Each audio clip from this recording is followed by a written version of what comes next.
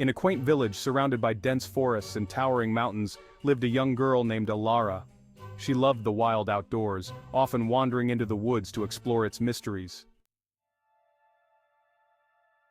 One day, while deep in the forest, she heard a strange sound, a cry for help. Following the noise, she found a beautiful, radiant bird, its wings pierced by an arrow. Carefully, she pulled the arrow out and bandaged the bird's wounds using her scarf.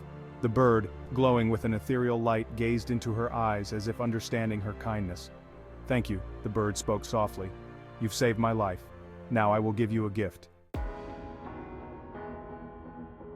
Before Elara could respond, a bright light enveloped her.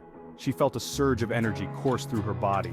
Suddenly, the ground beneath her feet seemed distant, and with a startled gasp, she realized she was floating. The bird smiled, its eyes twinkling. "You can now defy gravity, young one. The skies are yours to explore." With that, the bird took off into the sky and Elara followed, soaring higher and higher until she could touch the clouds.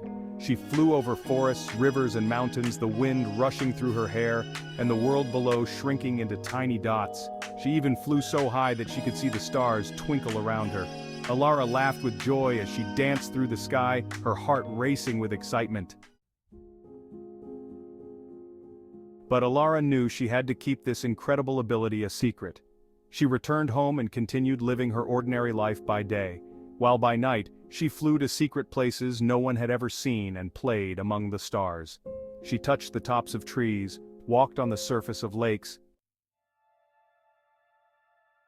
One evening, however, the village was struck by a terrible storm.